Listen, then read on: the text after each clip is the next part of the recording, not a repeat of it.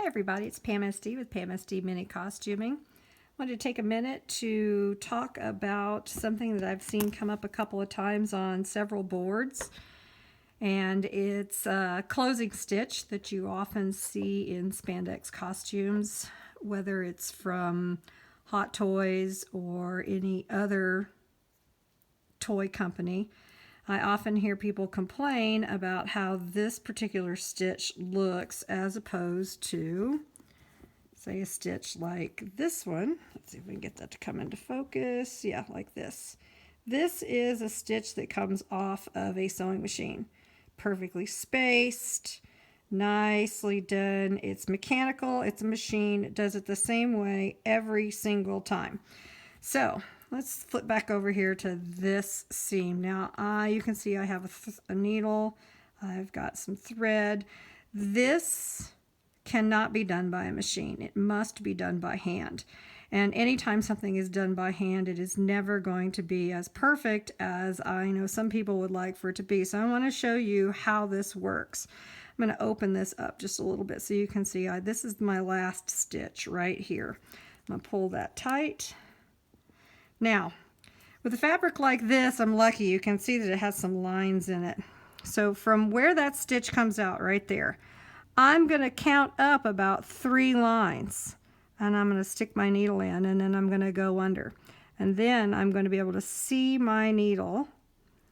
And I'm going to ask my needle to come back out about 3 lines in. So you can see now I've got the needle in here.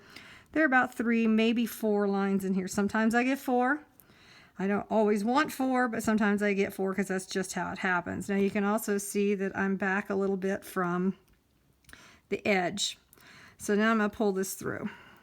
Now here's what happens. You see how this thread wants to bunch up? It's because thread will twist as you work. So you stick your thumb in and you hold the loop so that the loop comes in nice and clean. And then you pull. Now you can see I haven't closed this stitch yet. So what I'm going to do is I'm going to hold it over here. I'm going to give it a little tug. And now it's going to zip up right here. So let me hold this up a little bit better. So you can see it zipped up right in there. Now it's starting to look like a zipper.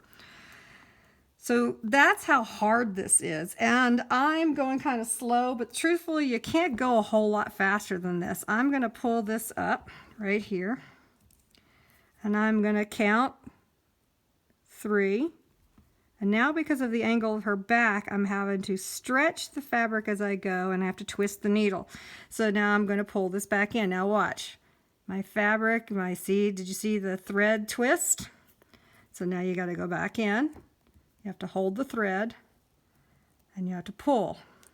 So now I'm going to watch. I'm going to zip this up right here. Give it a little tug. Zips right up. So this is what happens. I saw in the Spider-Man suit that it had this stitch up this side seam, and I saw somebody go absolutely crazy because they did not like the way that looked. But I have to tell you, when you're sewing a character into a costume, this is how it's done. Because unless you want a zipper, that's your other option. Zippers, buttons, those kinds of things. And the Spider-Man costume doesn't have zippers or buttons. It is a spandex suit, which none of us really know how he gets into it because we never really see that.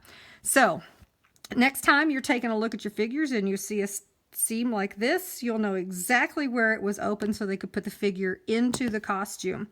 And you also have a better appreciation for how long this kind of thing takes. It took me 3 minutes just to get from here to here. And that's a long time. And I'm going all the way up as far as I possibly can because I want this closed completely across the back.